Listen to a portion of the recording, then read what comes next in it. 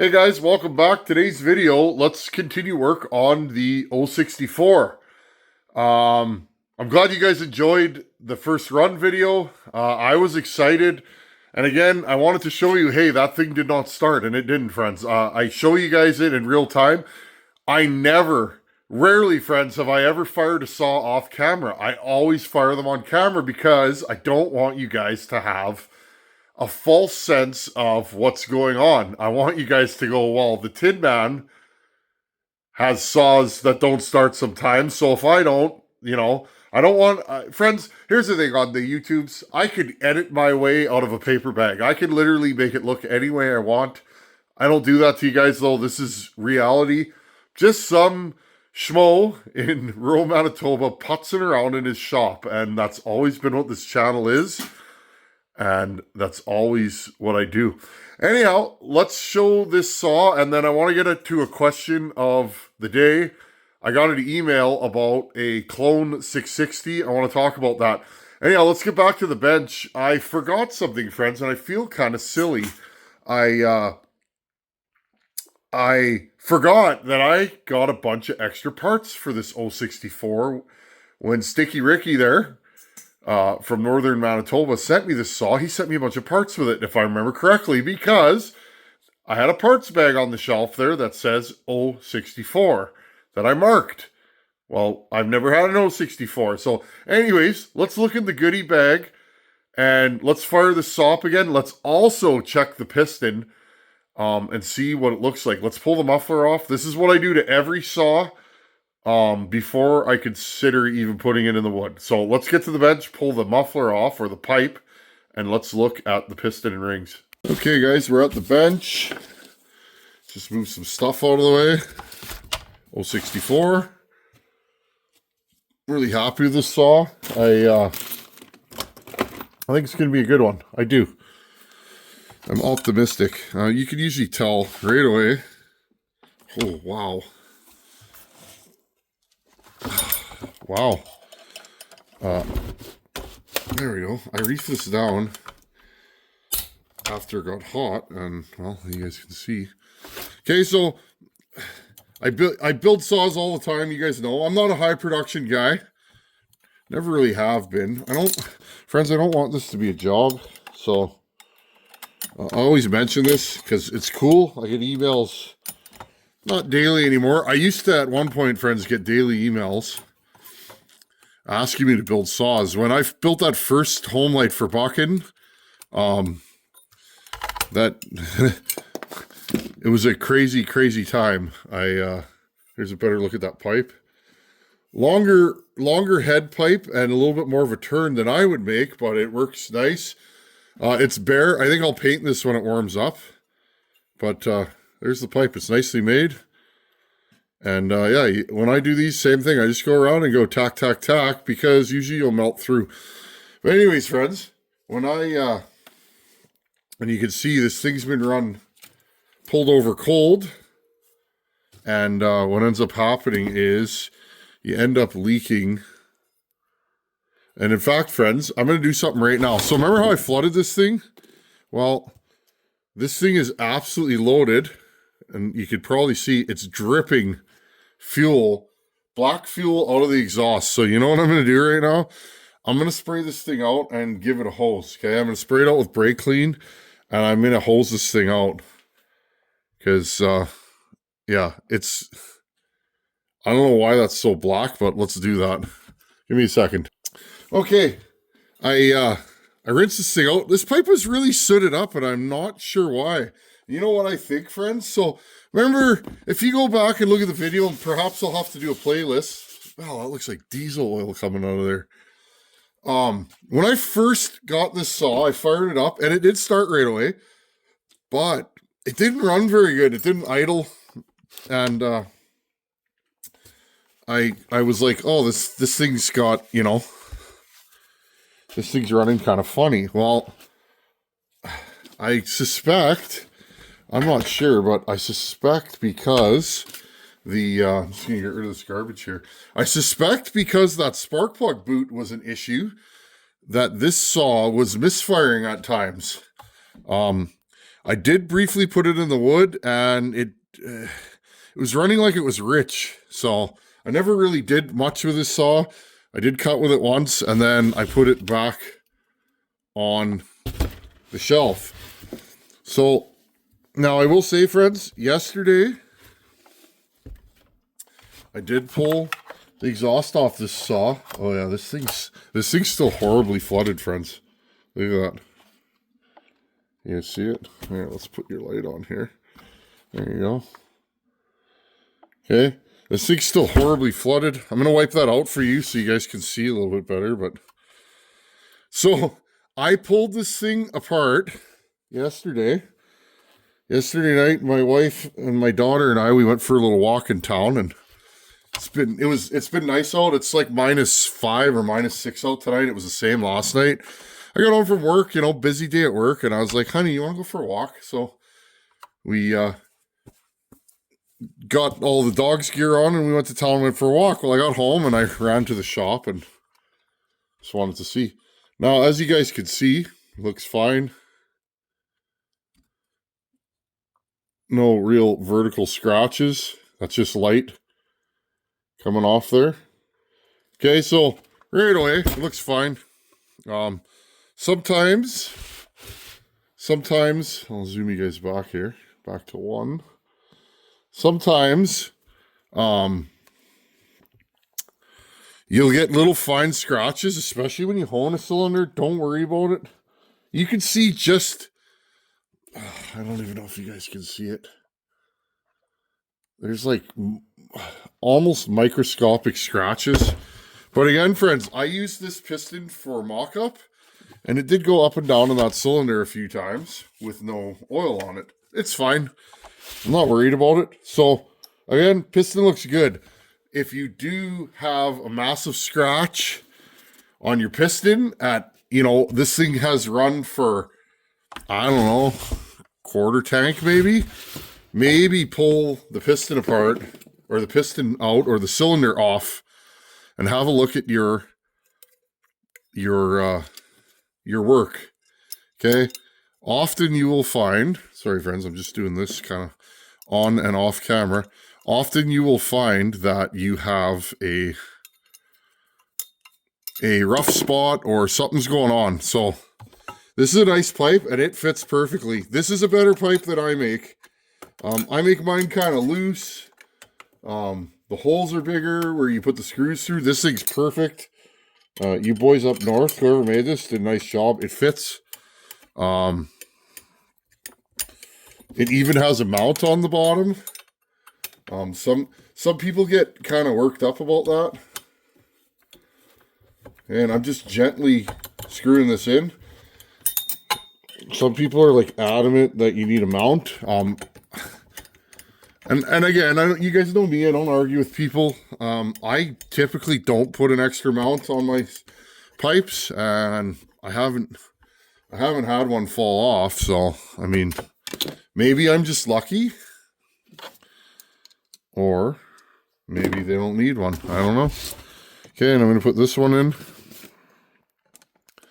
This one's been fighting me a little bit, so I've been putting it in first. Okay, but anyways, friends, yesterday when I pulled the piston off, there was black in there, okay? And I think that black's coming out of the muffler, and it's getting pulled back. Because remember, these things do pull exhaust gas back into the cylinder, okay, on the way down. They create a vacuum, okay? That's how a two-stroke pipe works. Is they scavenge, right? Well, this thing was scavenging soot, and I think because I flooded it so bad, I filled this full of fuel. The fuel washed the soot out of the pipe, and I was pulling that soot back into the cylinder. Now, I'm going to run this thing one more time off camera. I will run it for you guys today, but I'm going to run this thing one more time, and if it soots it again, I'm going to remove this pipe and try and really clean it out. I just hosed it out. I think it should be good now, but I don't want all that liquid carbon going back into the cylinder because I don't want to wipe my new cylinder. Okay, so Anyways, friends, I forgot. There's a bag here, okay? And it has this in it. Now, this doesn't go on this saw, but another thing, friends, I went through my spares and I found like the right vintage side cover for this saw, clutch cover. So we're gonna use that. The one that came with this saw is pretty dinged up. This one's still got some dings, but I think all in all, it matches the vintage look of the saw. So, here, friends, I went to zoom you back and I undid it. But yeah, this thing matches the saw. It looks correct, so we're gonna go with that. Now, in this bag I put on the shelf. And again, friends, I have a small shop and a lot of saw parts in here. I try my best to keep them organized. New intake boot. Now, this appears to be an aftermarket boot, and it's kind of stiff. I didn't use this. The one that was on the saw was nice and pliable. Clutch parts. This thing had a new clutch in it, which I didn't realize. I got a new clutch from Wolf Creek. Little chain guides, which are missing from this, so that's perfect. We'll use those. Impulse hose. A nice pliable impulse hose. The one that was on the saw was good. And an oil hose, and same thing, that one was good.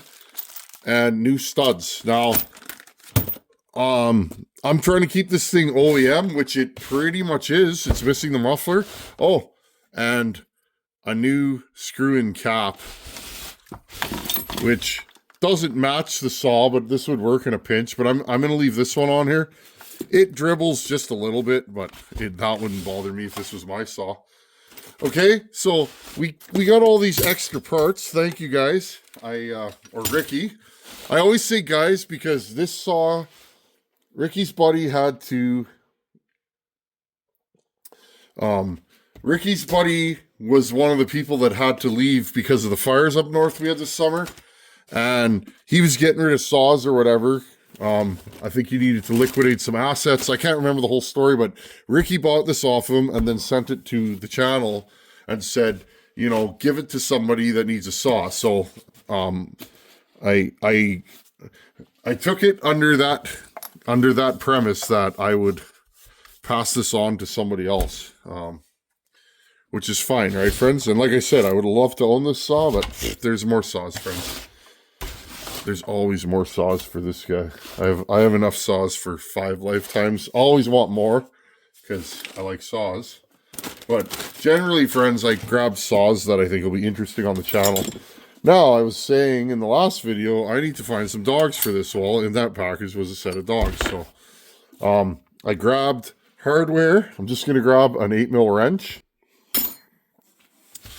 Okay, let's do this up. Oh, I know what else I need. Hold on. Never mind, because I remember these are captured. So I grabbed some newer hardware, but we're gonna use. What I'm trying to do, friends, is I ported this saw. I ported the OEM cylinder, and I get it. Some people would say that's sacrilege. I understand.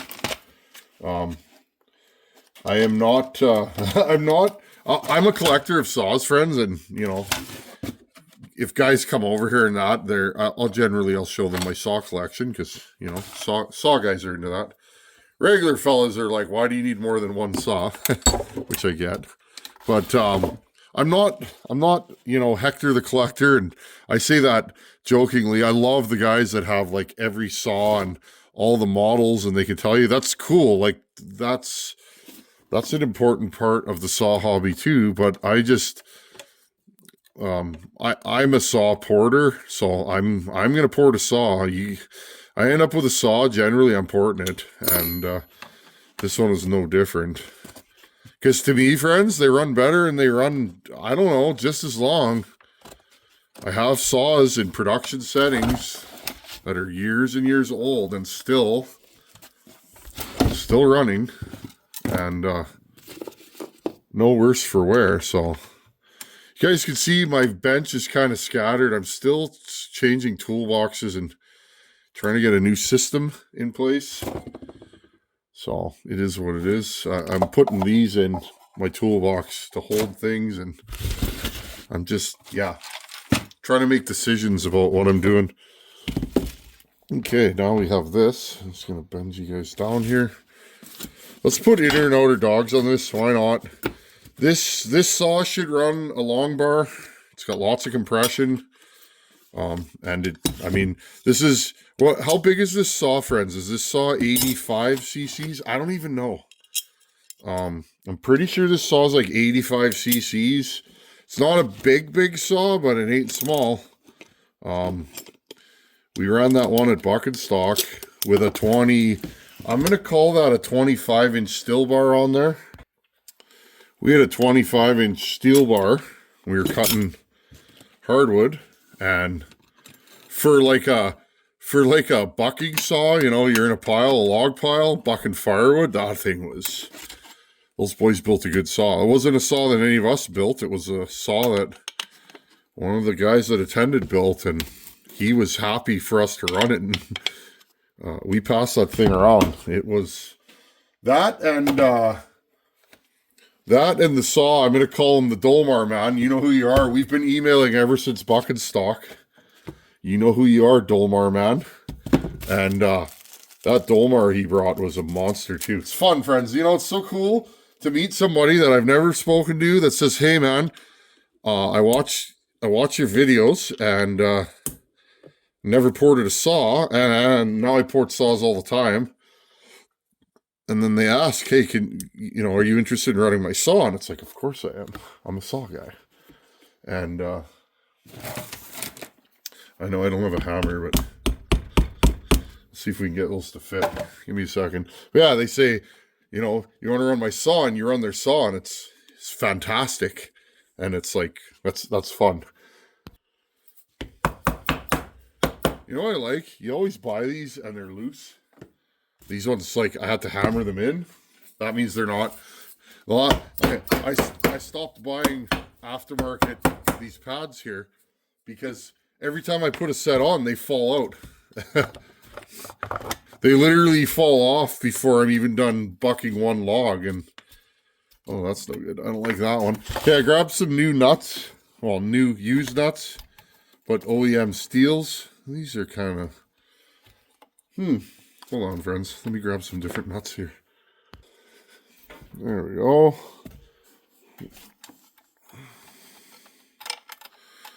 I reckon maybe these bar studs aren't great. Oh, they're something. Let's see. These are brand new OEM Stihl nuts. Ricky sent me a factory Stihl bolt kit with this. I'm just going to grab a tool so I can put that on. Yeah, he sent me a whole, oh, that's fine. They're not stripped. They're just tight. I don't even mind that because then they're not going to fall off so easy. But yeah, Ricky sent me a factory Stihl bolt kit. So I have all the bolts, factory nuts. So what I did was I went into that kit and I replaced nuts and bolts and screws. Anything that was wrong with this saw, I replaced with better fasteners. And I always do that, friends. That's just been something, I don't know. That's just been something I've always done. So there you guys go. What do you guys think? That's a pretty presentable saw, I would say. And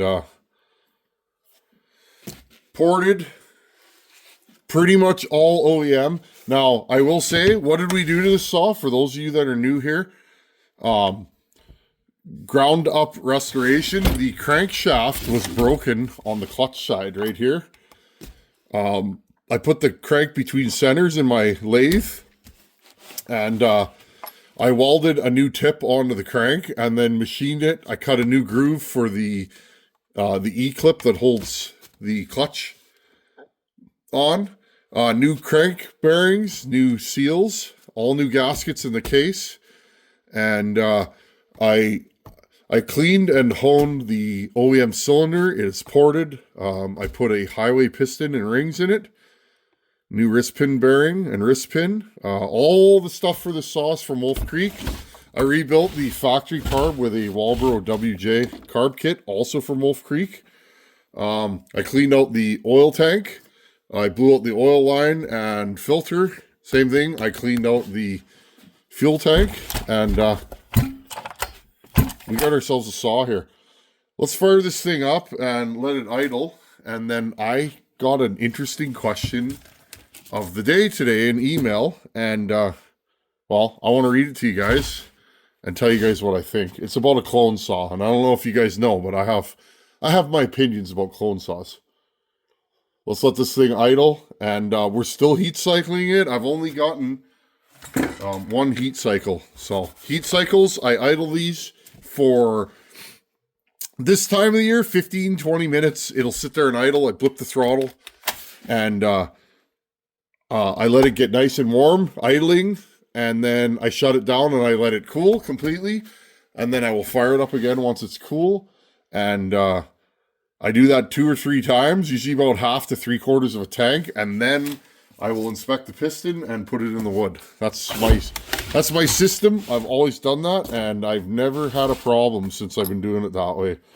I just idle them. Donnie Walker does that. He idles his saws. He has like an idle, at least at the shop when he was working out of the Walker saw shop, that's what he does. And I mean, that guy's ported more saws than all of us put together. Anyhow, let's do a cold start on this thing and then throw it outside. Okay, guys, I'm just going to grab the saw. This is a cold start. It is -10 in here, freezing cold.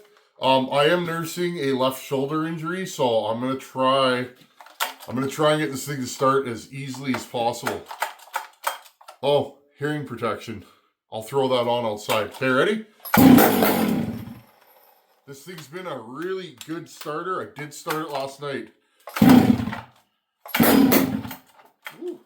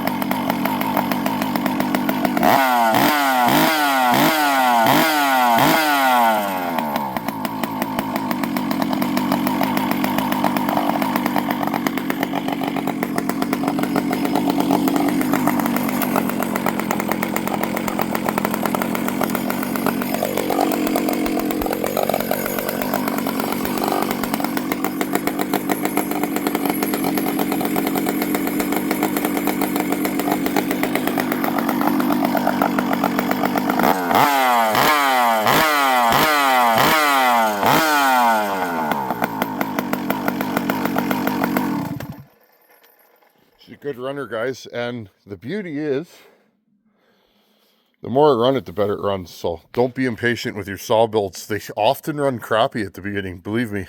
Let's go back to the bench. There you guys go. That's what I do. I run them outside 15, 20 minutes this time of the year when it's cold out. Summer, 5 minutes. It's enough to get a good heat cycle, and then I let them cool down.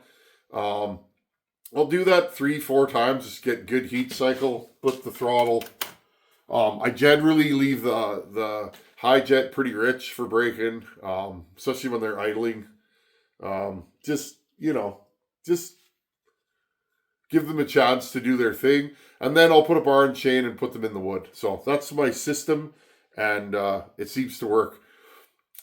Anyhow, friends, I will say, really happy with this saw. It starts good. It's cold now. I'll just turn it on, no choke. Ready?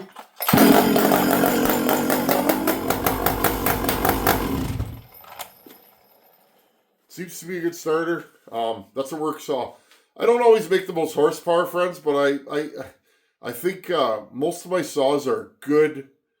I had a guy tell me the other day, he has some of my saws and he's been putting miles on them for years, and he said my saws are as good as or better than an OEM saw, like they're that reliable. And I thought, I'll take that. What good is the most horsepower if the saw spends its life on a shelf because it doesn't run? So when I show you guys porting tricks and moves, I'm trying to show you how to build a saw that'll be very reliable and cut well.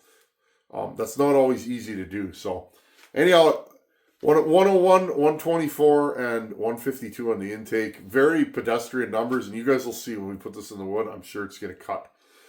Anyhow, closing off today's video, I got an email from Jeremy Kane. Jeremy Kane has an MS660 clone saw. I'm not a big fan of clone saws, friends, but I'm not going to comment on it because some of you guys have had good experiences with them. But Jeremy has an MS660 clone saw. He said it used to run good, but lately, in a big cut, you do 2 cuts back to back, and it'll lead out. Okay, so usually you pull it out of the wood and the saw doesn't slow down and go back to a nice quick idle. That is a sign that you have a lean saw every time. Or, so maybe you tune it. You give it a little more high jet or a little more low jet and try and keep the saw, calmed down. Well, he's been tinkering with that saw and he can't figure it out. He even raised the metering lever, which gives you more fuel overall. Saw starts, idles, runs great, but he said when he pulls it out he does a couple cuts, it's lean. So he wanted to know what would I look at. I would look at everything on that saw, Jeremy, because unfortunately with clone saws, you have to suspect that any one of those parts is no good. Crank seals, I would want to check that. Crank bearings, move your crank up and down. Pull on your clutch and your flywheel. With the saw running, spray your crank seals and see if it leaks. If you have a leak there, the saw will die right away.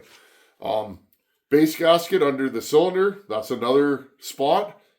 If that all checks out, intake boot, impulse line, and fuel line, and filter, I would replace those with aftermarket or OEM. If that's no good, pressure test it. If you have a pressure tester, make block-off plates and pressure and vacuum test it. If none of that fixes it, or you're not seeing anything, I would assume that carburetor is no good. I don't know why, but aftermarket carburetors seem to be horrible. Friends, I bought 20 of them one summer, and you didn't really see much of this. This is years ago. I didn't want to shoot anybody down at that point. I was like, okay, these things are garbage. But I was buying the $10 and $15 carbs that you guys all know, you've seen online if you're into this kind of game. So I have out of 30 aftermarket carburetors, I've had 2 that have worked. One was for an MS200T and one is for a 288 clone saw. The other 288 clone saw I had, that carburetor never worked, period. It never held a tune from the day I got it. So if all that other stuff checks out, I would assume the carburetor's no good. You're going to have to buy an OEM. Aftermarket carbs are complete hit and miss, and more often than not, they're miss in my experience. I haven't bought one in a couple years. Maybe they're better now, but that's just my experience. So, Jeremy, go through all the basics, and if nothing checks out, I would throw a new carb on that saw. Anyhow, friends, thanks always for your support. Thank you, Sticky Ricky, and the boys from Northern Manitoba. Really appreciate it. And just good. This is good, clean fun. Never seen an 064 and I have one on my bench. Pretty cool. Thanks for watching. Take her easy. Later.